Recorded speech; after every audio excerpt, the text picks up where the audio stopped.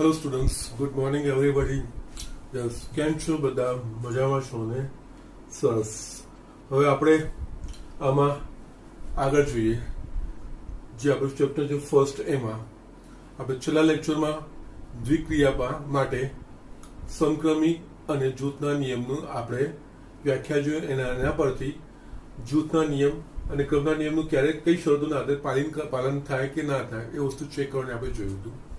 એના સિવાય મેં અમુક તમને દ્વિક્રિયાના દાખલા હોય તેના જવાબ કેવી રીતે લાવવા એ પણ મેં તમને બતાવ્યું. એટલે કે બે કરતા વધારે ઘટકો પર દ્વિક્રિયા કરીએ તો એમાં કઈ રીતે એપ્રોચ કરવામાં આવે છે અને દાખલાઓ કઈ રીતે ગણવામાં આવે છે એ વસ્તુઓ આપણે મેં વચ્ચેથી તમને બતાવી દીધી હતી. ઓકે, હવે જૂથના નિયમનો આપણે દાખલો જોયો ન હતો. ઓકે, એટલે એને મેં તમને બતાવ્યું હતું, કીધું હતું કે નેક્સ્ટ લેક્ચરમાં એક જૂથના નિયમનો દાખલો જોઈને પછી આપણે સ્વાધ્યાય નો જે દાખલો છે 1.4 નો સેકન્ડ દાખલો, એમાંથી આપણે અમુક દાખલાઓ ગણીશું અને આમાં આપણે આગળ વધીશું. ઓકે, ના તો અહીંયા આપણે આવીએ તો અહીંયા મેં એક દાખલો લખ્યો છે. સાબિત કરો કે દ્વિક્રિયા star r cos r to r a star b is equals to a plus 2b દ્વારા વ્યાખ્યાયિત કરવામાં આવે તો તે જૂથના નિયમનું પાલન કરતી નથી. એટલે કે જૂથ ક્રિયા a star b વડે is equals to a plus 2b દ્વારા વ્યાખ્યાયિત થયેલી છે. હવે તમને આ વસ્તુ સમજાઈ ગઈ હશે કે દ્વિક્રિયા શું છે. સ્ટાર સંકેત છે એટલે કે a અને b બે ઘટકો લેવાના. ઓકે, અહીંયા જૂથના નિયમનું પાલન નથી કરતું એવું બતાવવાનું હશે. સામાન્ય રીતે છે ને દાખલામાં જ્યારે જૂથના નિયમનું આપણે કરવાનું આવે ને તો સંખ્યાઓ લઈ લેવાનું, અને જૂથનો નિયમ કરવા માટે આપણને ત્રણ ભિન્ન સંખ્યાઓ છે. અહીંયા આપણે ત્રણ સંખ્યાઓ ધારી લઈએ. ધારો કે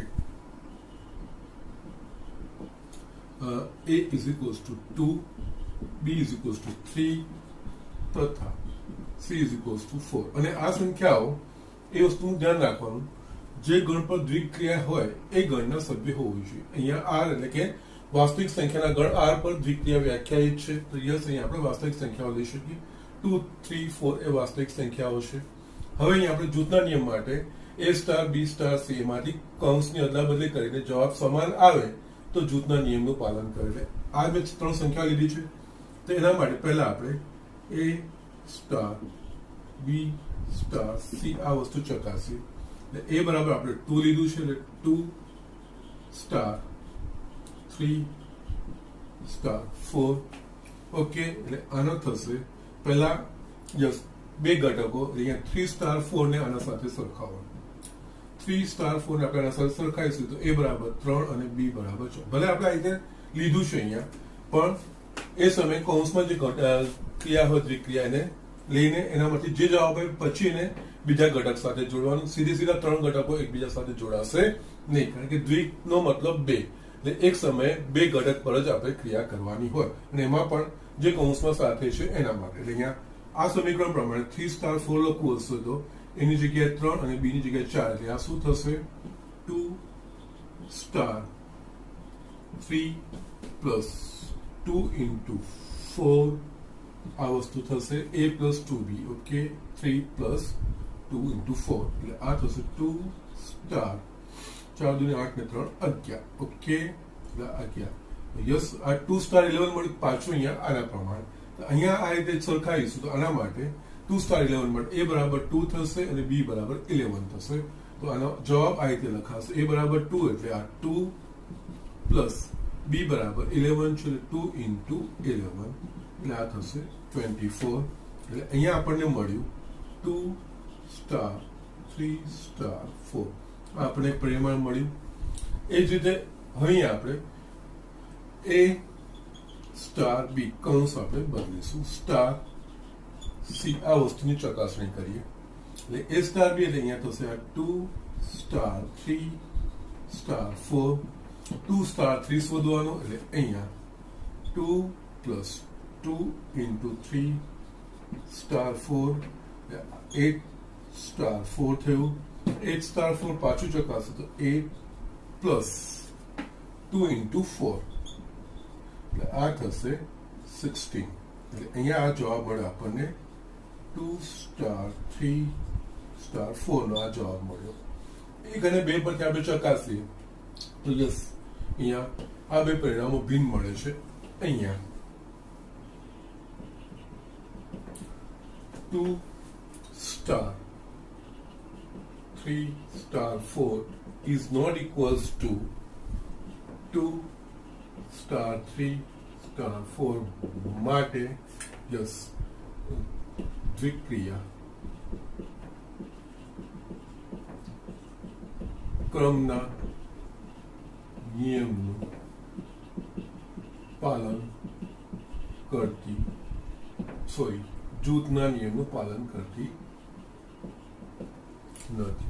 ઓકે, સો જસ્ટ આ રીતે આપણે બતાવવાનું. જસ્ટ એક્ઝામ્પલ લઈને તમે બતાવશો. સામાન્ય રીતે જૂથનો નિયમ જ્યારે બતાવવાનો થાય ને તો તમારે આ વસ્તુ કદાચ ક્રમના નિયમમાં તમે સીધે વ્યાપક રીતે બતાવી શકશો તો એ થઈ જશે, પણ જૂથના નિયમમાં આ રીતે વ્યાપક રીતે એબીસી નું કરીને બતાવવા જશો તો કદાચ એ નહીં થઈ શકશે. એના વખતે તમે સંખ્યાઓ લઈને કરો છો તો પણ આ વેલિડ આન્સર છે. એ રીતે ક્રમના નિયમમાં બી તમે બે સંખ્યાઓ લઈને કરશો ને તો પણ કોઈ પ્રોબ્લેમ નથી. હા, ખાલી એટલું ધ્યાન રાખવાનું કે જે ગણ પર દ્વિક્રિયા વ્યાખ્યાયિત હોય ઘટકો એ ગણના લેવાના, એટલું આપણે ધ્યાન રાખવાનું, બીજું કઈ જ નહીં. ઓકે, જસ આ જલ્દી લખી ઝડપથી લખી લો ને. આપણે સ્વાધ્યાય 1.4 નો બીજો એક્ઝામ્પલ લખીએ જેમાં દ્વિક્રિયા છે કે નહીં, સમક્રમી છે, બધી જ વસ્તુઓ આવી છે. અમુક એક્ઝામ્પલ તમને બતાવું છું, બાકીના એક્ઝામ્પલ તમારે કરવાના થશે. ઓકે, જસ ઝડપથી લખી લો.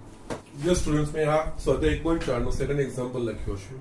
જસ અહીંયા આ લોકો શું પૂછ્યું છે એ પ્રમાણે આપણે જોઈ લઈએ, એ પ્રમાણે દાખલો આપણે આગળ કરીએ.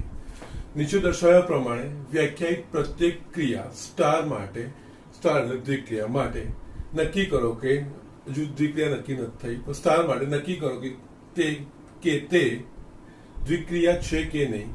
જો તે દ્વિક્રિયા હોય તો એ સમક્રમી છે કે નહીં અથવા જૂથના નિયમનું પાલન કરે છે કે નહીં તે નક્કી કરો. ઓકે, ના અહીંયા આપણને વ્યાખ્યાયિત છે ક્યુ પર વ્યાખ્યાયિત. ક્યુ એટલે કે સમય સંખ્યાઓનો ગણ. ક્યુ પર વ્યાખ્યાયિત a star b is equals two ab plus 1. એટલે આના ક્યુ પર આ સ્ટાર એ ક્યુ ક્રોસ ક્યુ ટુ ક્યુ એ રીતે વ્યાખ્યાયિત છે. આનું આ સ્વરૂપ થાય, અથવા તો આને આ રીતે પણ લખને લખી છે. સ્ટાર આ ક્યુ પર વ્યાખ્યાયિત છે એવું પણ લોકો લખી શકે. દ્વિક્રિયા માટે સ્ટાર સંબંધ છે. ઓકે, સંકેત છે આપણે. ઓકે, ના અહીંયા ક્યુ પર એટલે અહીંયા આ વસ્તુ ધ્યાન રાખવાની. અહીંયા જયારે ઘટકોનું ચેક કરીએ ત્યારે આપણે એ વસ્તુનું ધ્યાન રાખવાનું કે જે ઘટકો પસંદ કરીએ એ ઘટકો ક્યુ ના હોવા જોઈએ. ઓકે, પહેલા તો અહીંયા બતાવવાનું છે દ્વિક્રિયા છે કે નહીં. અહીંયા દ્વિક્રિયા માટે આપણે શું બતાવવાનું? દ્વિક્રિયા ત્યારે વ્યાખ્યાયિત થાય કે જે ગણ પર સ્ટાર ઓપરેશન વ્યાખ્યાયિત કરેલું હોય તો એ ગણમાંથી કોઈ પણ બે ઘટકો લેવાના અને એ બે ઘટકો પર આપણે સ્ટાર ઓપરેશન કરવાનું, અને જે પરિણામ આવે એ પણ જો ક્યુ નો સભ્ય હોય તો એ દ્વિક્રિયા છે એવું કહેવાય. સમક્રમી માટે શું કરવાનું હોય તો જે ગણ પર દ્વિક્રિયા વ્યાખ્યાયિત કરેલી હોય એ ગણના કોઈ પણ બે ઘટકો લેવાના, a અને b. એના માટે જો આપણે બતાવી દઈએ કે a star b is equals to b star a એવું આપણને સમાન પરિણામો મળે છે તો એ સમક્રમી છે. અને જૂથના નિયમ માટે હમણાં જસ્ટ જોયું એના પ્રમાણે ત્રણ ઘટકો ક્યુ માંથી લેવાના a b c. એના માટે આ રીતે a star b star c શોધવાનું અને આ રીતે a star b star c કૌંસની અદલાબદલી કરવાની. જો બંનેના પરિણામો સમાન મળે તો એ જૂથના નિયમનું પાલન કરે છે, જો ના મળે તો જૂથના નિયમનું પાલન કરતી નથી. આ ત્રણ વસ્તુઓ અહીંયા ભેગી આવી ગઈ છે. એટલે પહેલા આપણે અહીંયા વિચારીશું, અહીંયા આ જે જવાબ છે એ બી જો ક્યુ ના ઘટકો હોય તો એ બી પ્લસ 1 એ પણ ક્યુ નો ઘટક થાય કે નહીં. યસ, અહીંયા પ્રત્યેક A B belongs to Q માટે યસ એ બી એવી કોઈ સમય સંખ્યાઓ છે તો સમય સંખ્યાનો સરવાળો a ઇન્ટુ બી પણ કોઈ સમય સંખ્યા થશે અને એમાં આપણે એક ઉમેરીશું તો એ પણ સમય સંખ્યા જ મળશે. એ પ્રત્યેક a b belongs to Q માટે a b plus 1 belongs to Q થાય માટે ક્યુ પર વ્યાખ્યાયિત સ્ટાર એટલે કે દ્વિક્રિયા એ સ્ટાર કી એ દ્વિક્રિયા છે. ઓકે, ના આ રીતે આ નક્કી થાય દ્વિક્રિયાનું. હવે આપણે સમક્રમીનું અને જૂથનું એ વસ્તુ આપણે નક્કી કરવાની છે. સમક્રમિકમાં જો તમે વ્યાપક રીતે બતાવી શકતા તો વ્યાપક રીતે કરવાનું. જૂથના નિયમની મારી એડવાઇસ છે, એમાં વ્યાપક રીતે નહીં જવાનું, ઘટકો લઈને કરવાનું. ઓકે, અને જસ્ટ સેમ ઘટકો લેશો દરેક વખતે કઈ વાંધો નહીં, એટલે કે ભિન્ન ભિન્ન abc 3 લેવાના. ઓકે, નાઉ અહીંયા આપણે જસ્ટ જૂથના નિયમ માટે પ્રત્યેક A B belongs to Q માટે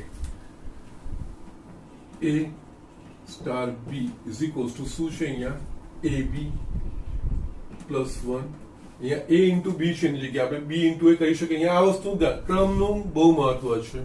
એટલે કે એ સ્ટાર બી તો એ બી પ્લસ 1 અને બી સ્ટાર એ તો યસ એની જગ્યાએ બી ને બી ની જગ્યાએ એટલે કે બી એ પ્લસ 1 એ બી સ્ટાર એ કહેવાય. તો આપણે જસ્ટ ગુણાકારમાં ક્રમના નિયમનું પાલન એટલે આ બેનો ગુણાકાર છે. આપણે અહીંયા બી એ પ્લસ 1 એવું લખી શકીએ. તો આ બીજું કઈ નથી બી સ્ટાર એ માટે A star B is equals to અહીંયા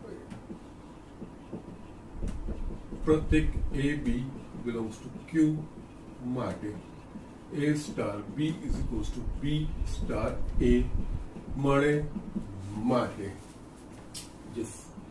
આ દ્વિક્રિયા સમક્રમી છે. યસ આ થાય આપણે વ્યાપક રીતે દર્શાવવાની અથવા તમે ઘટકો લઈને પણ કરી શકો છો. ધારો કે એ બરાબર 2 બી બરાબર 3 માટે 2 સ્ટાર 3 ઓકે. અહીંયા 2 સ્ટાર 3 એટલે કે અહીંયા 2 into 3 plus 1 is equals two 7 તથા 3 સ્ટાર 2 આ જ ઘટકો મેં અદલા બદલી કરી.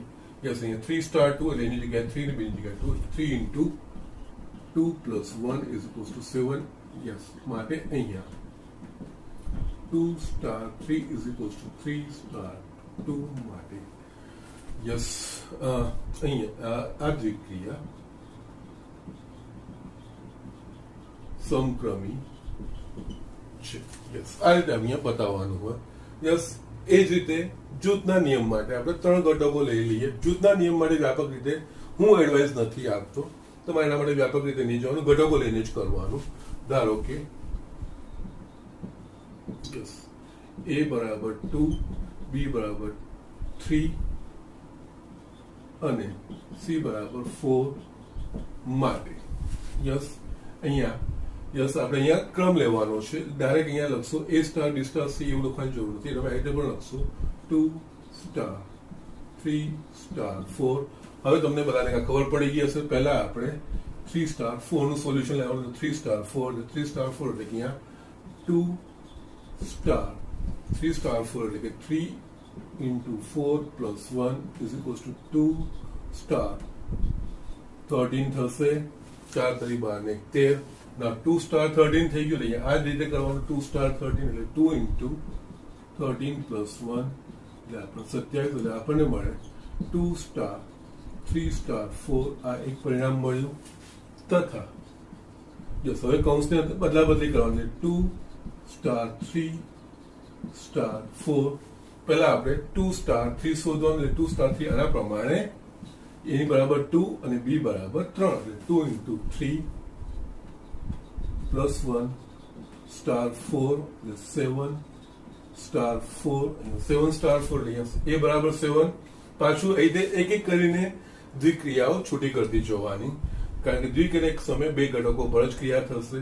એટલે 7 સ્ટાર 4 એટલે એ બરાબર 7 બી બરાબર 4 એટલે અહીંયા થશે 7 into 4 plus 1 is equals to 29. Yes. આ બે પરિણામો સમાન મળે છે કે ભિન્ન મળે છે? તો અહીંયા ભિન્ન મળે છે એટલે કે આ જૂથના નિયમનું પાલન કરતી નથી. અહીંયા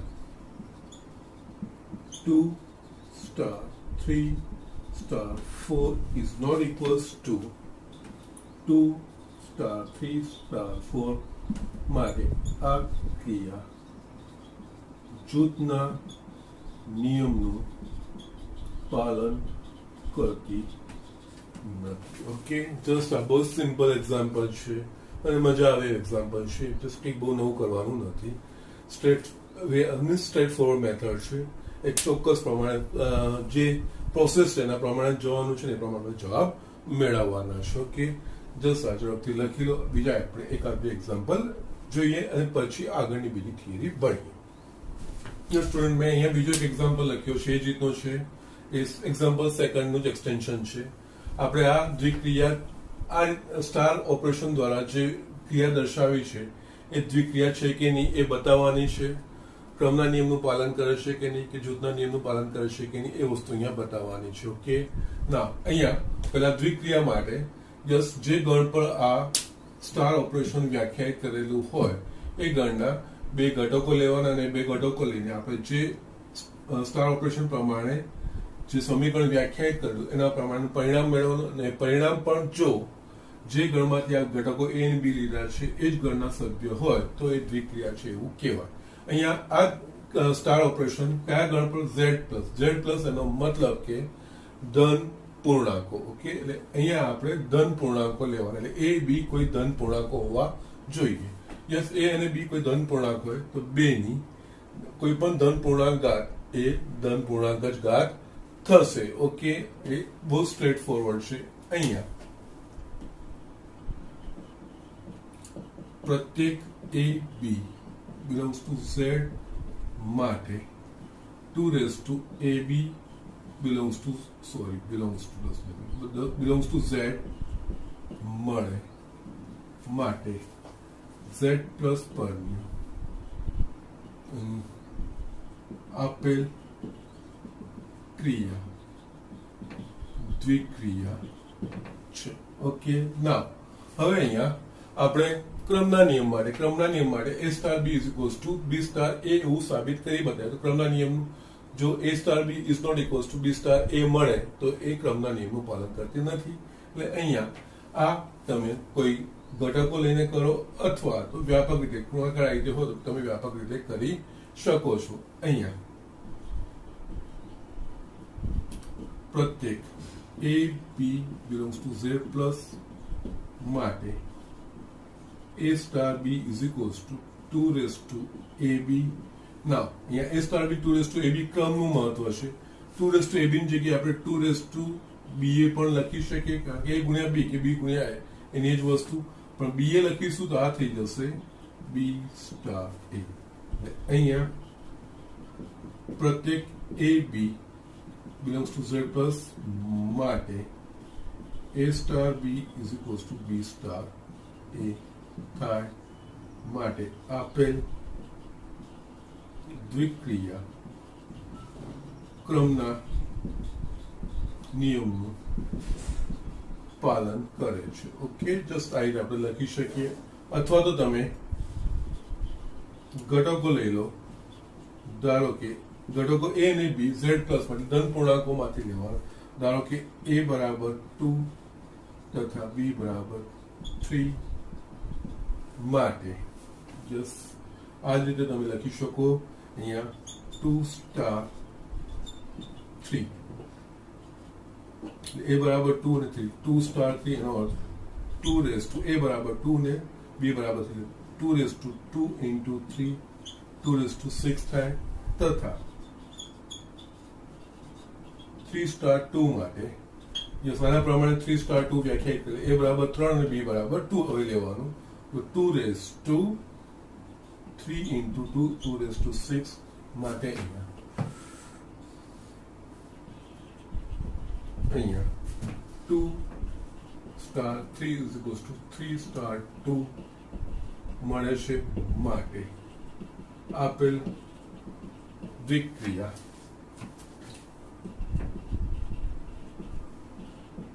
સમક્રમી છે. ઓકે, નાઉ જૂથના નિયમ માટે આ રીતે નહીં જોવાનું. જૂથના નિયમ માટે આપણે જસ્ટ ઘટકો ધારી લેવાના.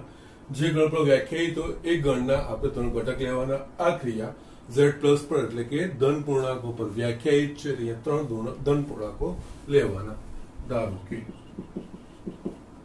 a બરાબર 2, b બરાબર 3 અને c બરાબર 4 માટે આપણે ઓકે પહેલા આપણે ચકાસીશું 2 સ્ટાર 3 સ્ટાર 4. પહેલા આપણે 3 સ્ટાર 4, 3 સ્ટાર 4 આના પ્રમાણે 2 રેઝ ટુ 3 ઇન્ટુ 4. અહીંયા 2 star 2 raise to 3 into 4. Okay, એટલે આ લખાશે 2 સ્ટાર 2 ની 12 ઘાત.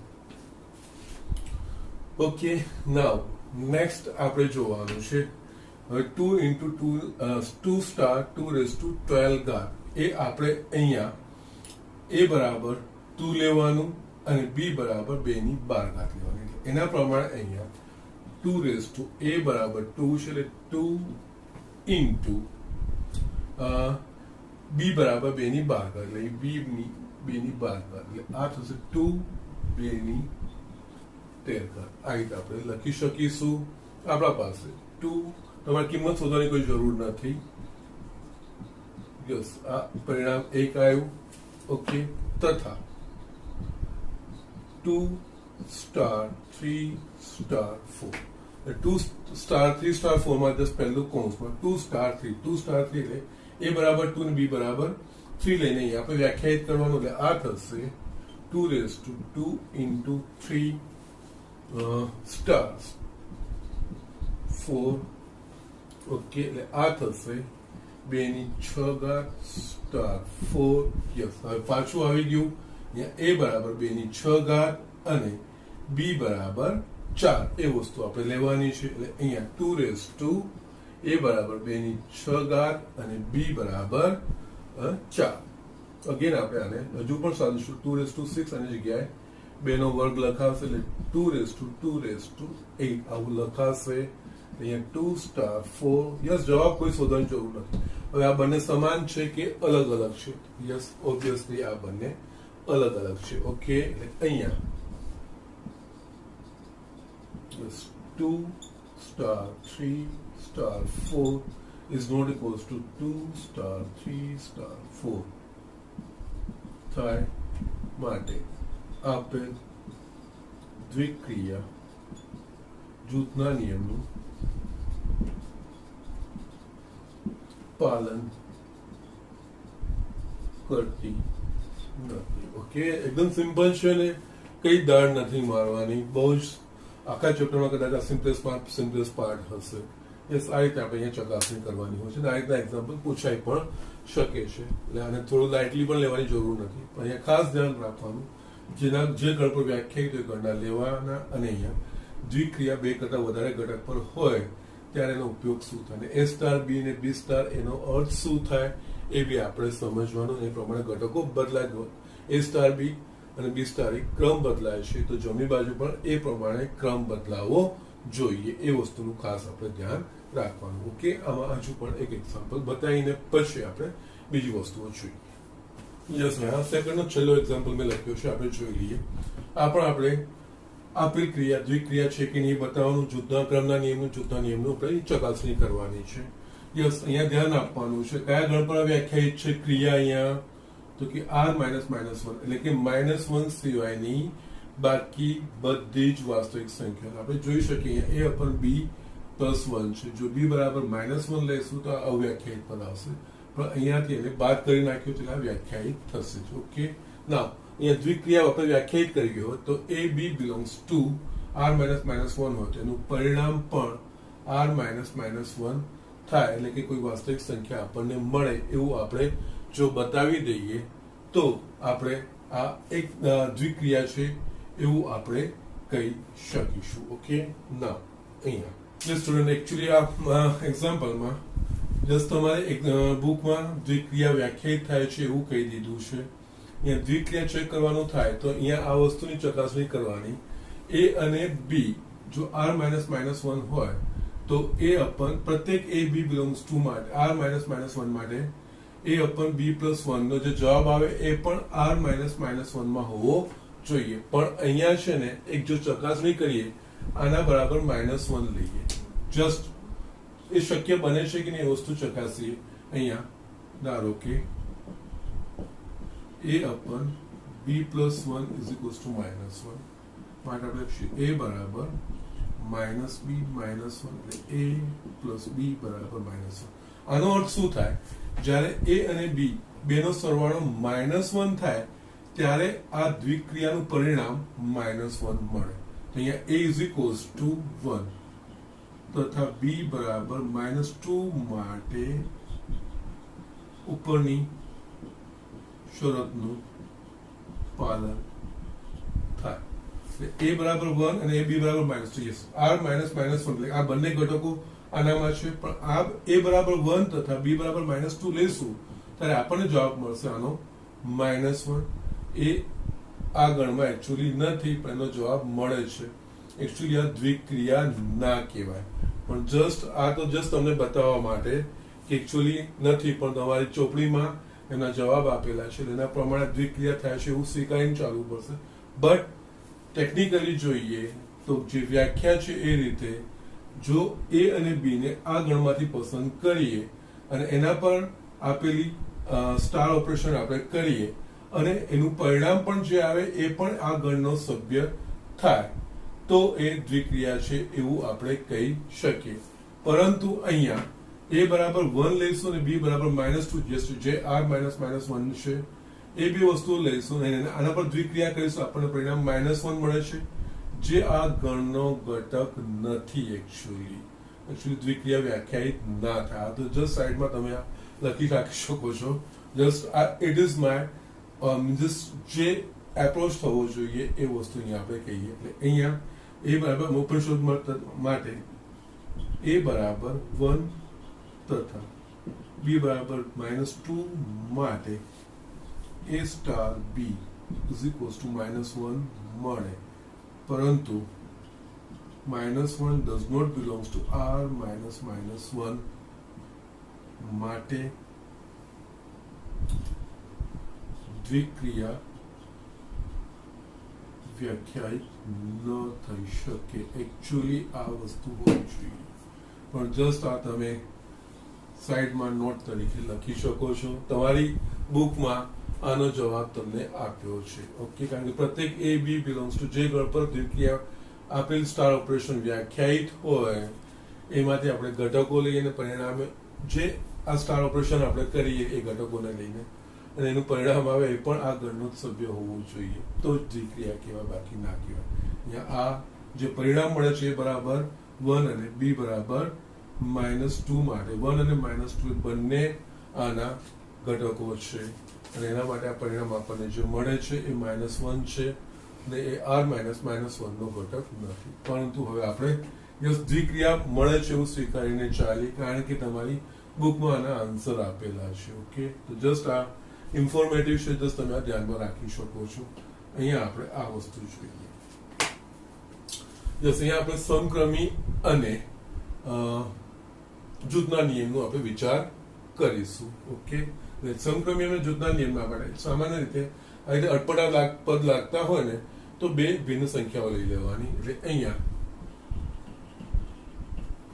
a બરાબર 2 તથા b બરાબર 3 માટે 2 સ્ટાર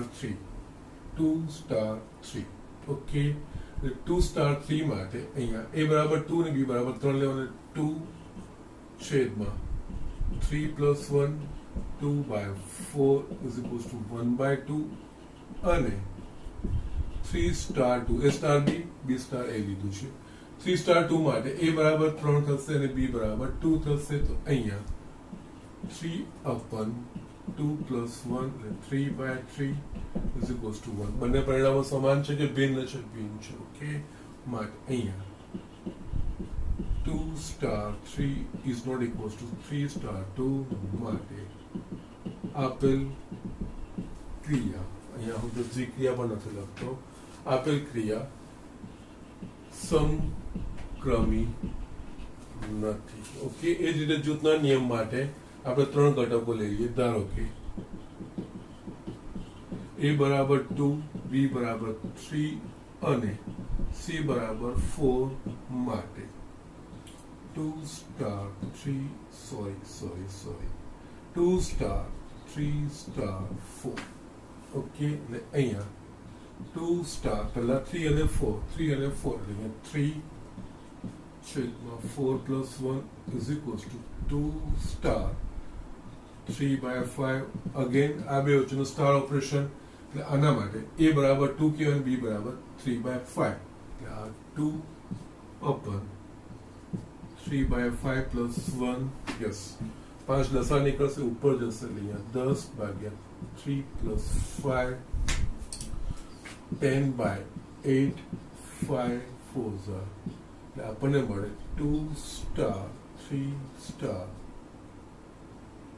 4 ઇઝ ઇક્વલ્સ ટુ 5/4 આ વસ્તુ આપણને મળે છે તથા યસ જૂથ એટલે કૌંસ બદલવાનો છે 2 star 3 star 4 is equals to અહીંયા પહેલા કૌંસમાં બધો 2 સ્ટાર 3 એના પ્રમાણે 2 સ્ટાર 3 લેવાનું a બરાબર 2 અને b બરાબર 3 એટલે અહીંયા 2 upon 3 plus 1 star 4 અહીંયા 2/4 star 4 બે દૂની 1/2 star 4 અગેન આ બેની વચ્ચે સ્ટાર ઓપરેશન એટલે a બરાબર 1/2 અને b બરાબર 4 જમણી બાજુ a બરાબર 1/2 અને b બરાબર 4 આ થશે 1/2 into 5 is equals to 1/10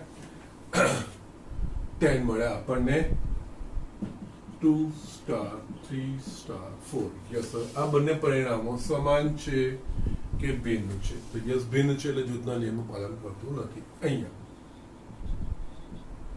2 star 3 star 4 is not equals to 2 star 3 star 4 માટે આપેલ ક્રિયા જૂથના નિયમનું પાલન કરતી નથી ઓકે એટલે અહીંયા ક્રમના નિયમનું બી પાલન નથી થતું અને જૂથના નિયમનું પણ પાલન નથી થતું ઓકે આ જસ્ટ એક્સેપ્શનલ મેં લખ્યું છે એકચ્યુઅલી આ જસ્ટ સ્પેશિયલ નોટ તરીકે મૂકજો બાકી આ રીતે એક્ઝામ્પલ કરે તમારા એક્ઝામમાં મીન્સ બુકમાં આનો આન્સર આપેલો છે ઓકે એટલે એ લોકોએ દ્વિક્રિયા છે એમ સ્વીકારી લીધું છે પણ એકચ્યુઅલી આ લોજિક પ્રમાણે એકચ્યુઅલી આ દ્વિક્રિયા કહેવાય જ નહીં okay so these are the things અહીંયા આપણે આ જોઈ લો હવે આપણે આમાં આગળ જોવાનું છે દ્વિક્રિયા માટે એકમ ઘટક અને તટસ્થ ઘટક અને આ બહુ જ મહત્વના છે અને એના પર પણ ઘણી બધી વાર એક્ઝામ્પલ મોસ્ટ પ્રોબેબલી આના પર જ એક્ઝામ્પલ પૂછાતા હોય છે ઓકે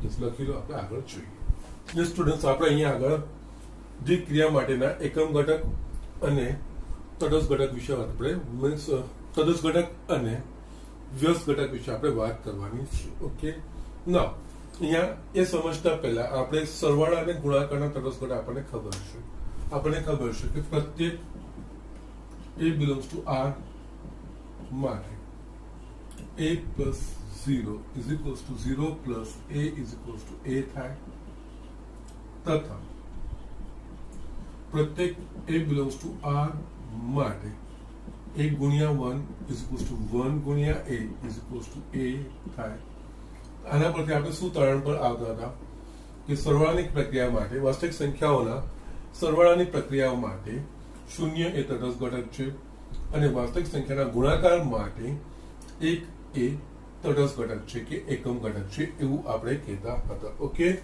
ના અહીંયા હવે આપણે જે શરૂઆત કરી આપણે શરૂઆત પણ દ્વિક્રિયાની આના પરથી સરવાળા બાદબાકી ગુણાકાર ભાગાકાર પરથી જ બેઝિકલી કરી હતી પણ પછી આપણે દ્વિક્રિયા પર કેવી રીતે ગયા હતા તો કે દ્વિક્રિયા પરથી આપણે આ બધાને આપણે વ્યાપક રીતે બતાવ્યું હતું સ્ટાર સંકેત દ્વારા સ્ટાર સંકેતમાં પછી એ બે ઘટકો વચ્ચે જે સમીકરણથી સંબંધ બતાવેલો હોય એ આપણે ગણતરીમાં લેતા હતા અને એ રીતે આપણે દ્વિક્રિયા આપણે એ રીતે વ્યાખ્યાયિત કરી હતી તો દ્વિક્રિયા માટે આ પ્લસ અને ગુણ્યાની જગ્યાએ સ્ટાર ઓપરેશન આવી જવું જોઈએ આના પરથી હું લખું છું દ્વિક્રિયા માટે તટસ્થ ઘટક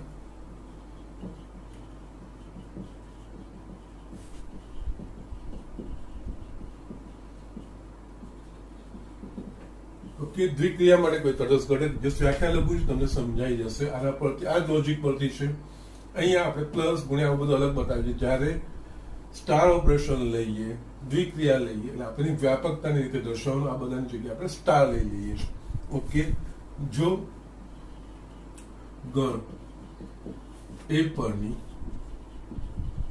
દ્વિક્રિયા star a cross a to a માટે કોઈક e belongs to a એવો અસ્તિત્વ ધરાવે કે જેથી A star E is equals to E star A बराबर A કે જેથી પ્રત્યેક A belongs to A માટે A star E is equals to E star A બરાબર A થાય તો E ને ગણ A પરની દ્વિક્રિયા માટેનો તટસ્થ ઘટક કહેવાય. ઓકે, જસ્ટ આને તમે કમ્પેર કરો. અહીંયા A plus A 0 plus A A ગુણ્યા A 1 ગુણ્યા I જસ્ટ એની જગ્યાએ આપણે શું મૂકી દીધું? E એવો ઘટક છે, અહીંયા 0 અને 1 સરવાળા માટે 0 તટસ્થ ઘટક છે, ગુણાકાર માટે 1 છે. અહીંયા E A માનો જ ઘટક હોવો જોઈએ અને એના પરથી A star E is equals two E star A બરાબર A થાય તો E ને ગણ A પરની દ્વિક્રિયા માટેનો તટસ્થ ઘટક કહેવાય. ઓકે, અહીંયા આ વસ્તુ ધ્યાન રાખવાની. A ના પ્રત્યેક ઘટક માટે કોઈક E પણ ગણ A નો જ કોઈ ઘટક હોવો જોઈએ. જો એ ગણ સિવાયનો બહારનો ઘટક માટે જો થતું હશે તો એ તટસ્થ ઘટક નહીં કહેવાય અને તટસ્થ ઘટક મળતો નથી. અને અહીંયા જરૂરી નથી કે દરેક દ્વિક્રિયાનો તટસ્થ ઘટક અસ્તિત્વ ધરાવે. ઓકે, એ જસ્ટ અમુક હું નોટ્સ નીચે હું લખું છું. ઓકે, જરૂરી નથી કે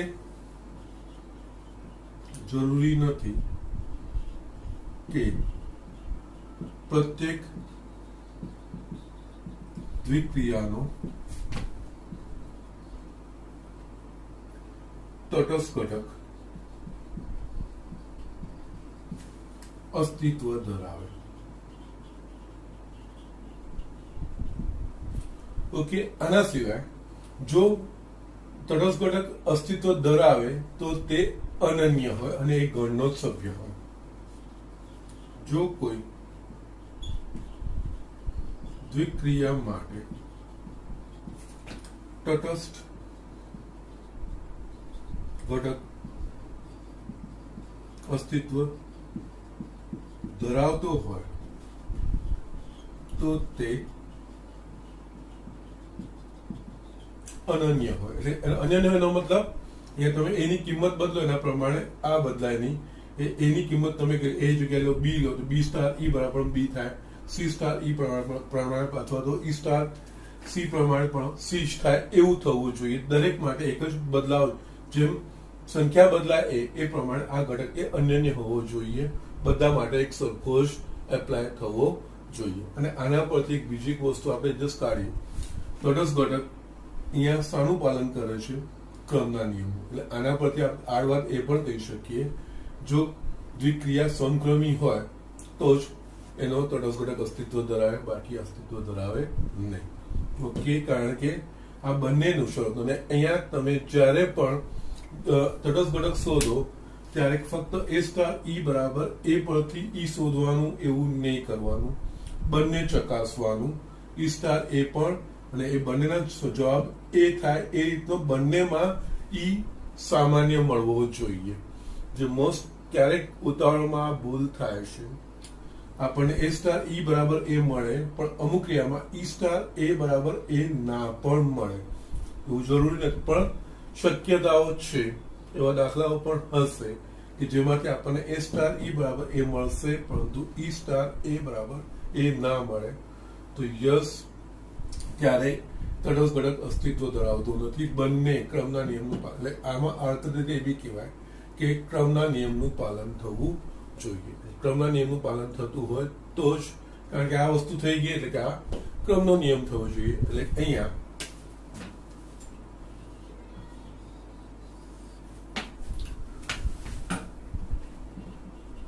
દ્વિક્રિયાનું તટસ્થ ઘટક, કારણ કે આ વસ્તુ આ ક્રમના નિયમનું જ થઈ ગયું સ્ટેટમેન્ટ. A સ્ટાર E અને E સ્ટાર A દ્વિક્રિયાગણનું તટસ્થ ઘટક ત્યારે જ. અને એવું જરૂર બી નથી કે ક્રમના નિયમનું પાલન થાય અસ્તિત્વ ધરાવે, પણ જનરલી આ વસ્તુ છે. દ્વિક્રિયાનો ઘટક ત્યારે જ અસ્તિત્વ ધરાવે કે જ્યારે દ્વિક્રિયા સમક્રમી હોય. ઓકે, સમક્રમી અહીંયા A સ્ટાર E બરાબર A ની બીજો કોઈ જવાબ મળે અથવા તો E સ્ટાર A બરાબર આપણને બીજો કોઈ, એટલે જવાબ એ સિવાયનો મળે પણ બંનેમાં સમાન મળી શકતા હોય, એટલે એવું જરૂરી નથી કે સમક્રમી હોવી જ જોઈએ એવું પણ સમક્રમી હોવી તો જોઈએ, પણ જવાબ એ થવો જોઈએ. ઓકે, સમક્રમી શરત તો છે જ, પરંતુ જો જે સમક્રમી નહીં હોય ને ત્યાં તો એ ઓટોમેટિકલી નીકળી જશે કે એનો તટસ્થ ઘટક અસ્તિત્વ ધરાવતો નથી. એટલું આપણે કહી શકીએ, બીજું કંઈ જ નથી. અને સમક્રમી હોય અને એટલે આમાં છે ને આ કરતા જો દ્વિક્રિયા સમક્રમી ન હોય તો એનો તટસ્થ ઘટક અસ્તિત્વ ન જ ધરાવે. ઓકે, અને આ રીતે લખાશે.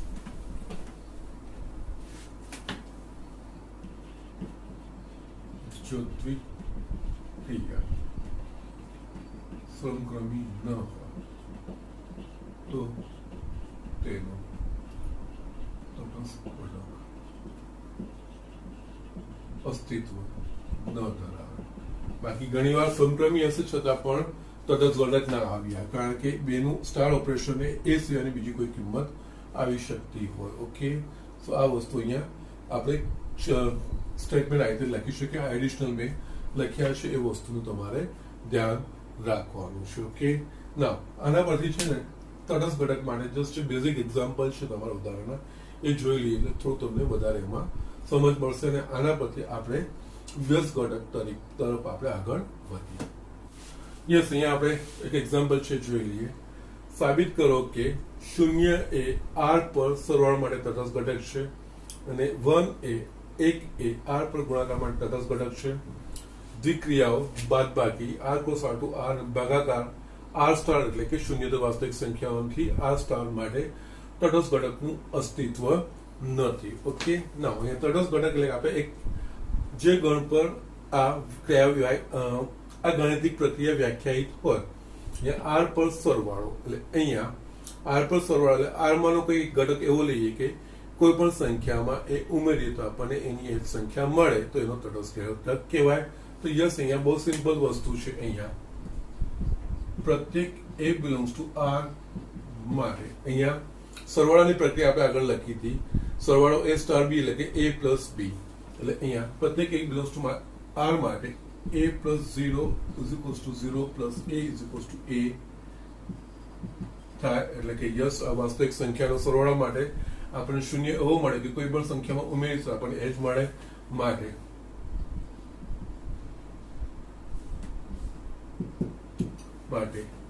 0 એ r પર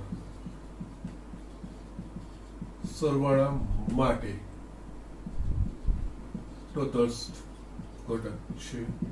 એ જ રીતે આપણે ગુણાકારનું પણ કહી શકીએ, અને આ 0 belongs to r છે, r પર વ્યાખ્યાય છે. એ જ રીતે પ્રત્યેક a belongs to r માટે a into 1 into a is equals to a થાય. અને આ 1 પણ belongs to r છે માટે 1 a r પર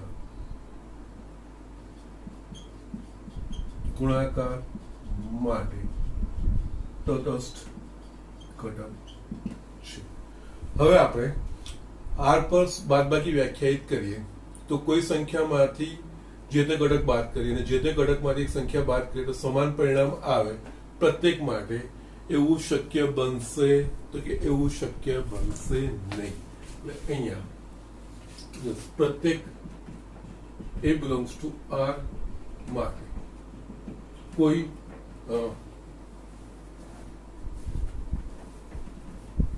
પ્રત્યેક a belongs to r માટે r પરની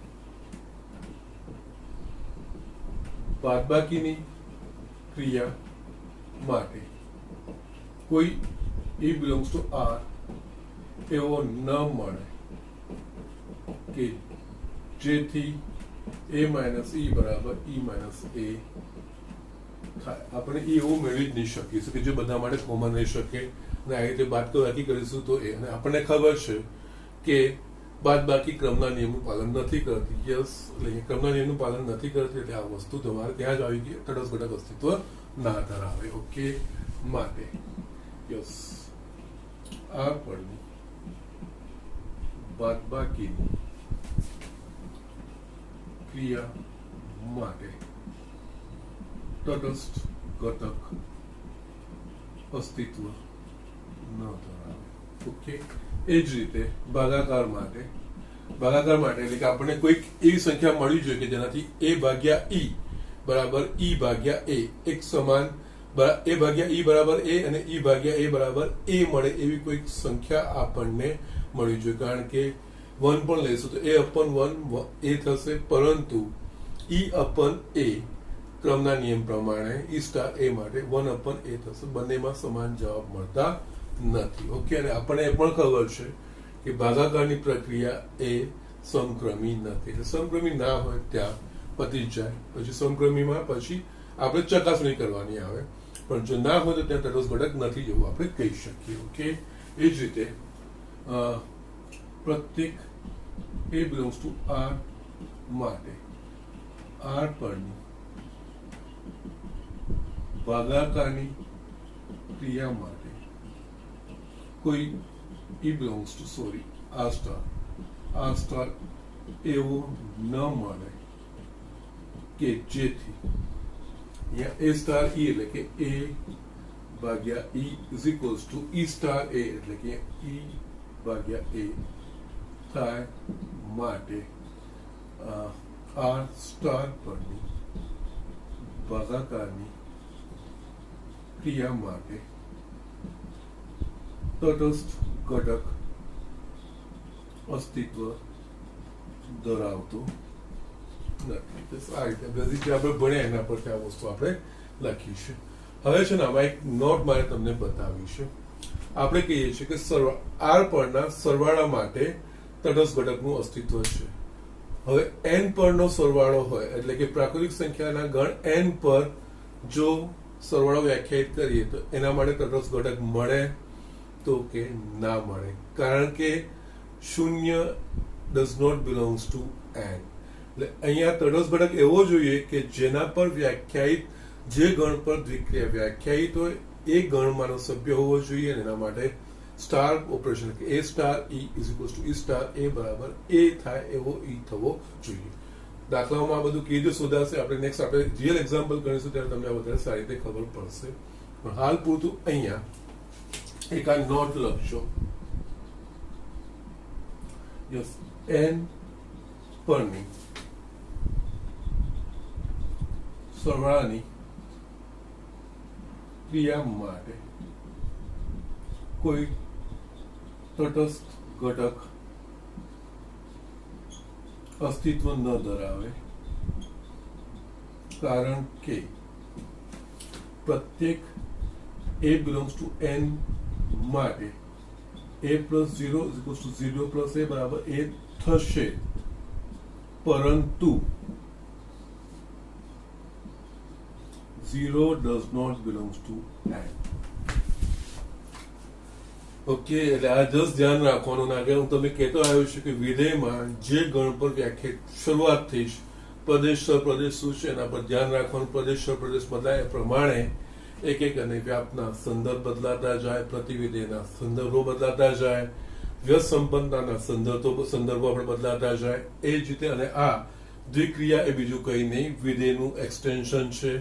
એટલે અહીંયા પણ દ્વિક્રિયા જે ગણ પર વ્યાખ્યાયિત હોય તો તટસ્થ ઘટક જો શોધવાનો હોય તો તટસ્થ ઘટક પણ એ ગણનો જ સભ્ય હોવો જોઈએ. હા, આની જગ્યાએ તમને એવું કહી દીધું હોય કે n યોગ શૂન્ય એટલે કે પ્રાકૃતિક સંખ્યાઓ અને શૂન્યનો સમાસ, તો તટસ્થ ઘટક શૂન્ય છે એવું આપણે કહી શકતા. પરંતુ n પર વ્યાખ્યાયિત છે એવું કીધું હોય તો n પર વ્યાખ્યાયિત પ્રત્યેક ઘટક માટે a પ્લસ શૂન્ય બરાબર 0 પ્લસ a બરાબર a થશે, પરંતુ જે શૂન્ય છે એ n નો સભ્ય નથી, એનો ઘટક નથી. એટલે માટે તટસ્થ ઘટક, કારણ કે તટસ્થ ઘટક જે ગણ માટે, જે દ્વિક્રિયા માટે આપણે તટસ્થ ઘટક શોધવાનો હોય તો એ દ્વિક્રિયા જે ગણ પર વ્યાખ્યાયિત હોય તો તટસ્થ ઘટક એ ગણનો જ સભ્ય હોવો જોઈએ.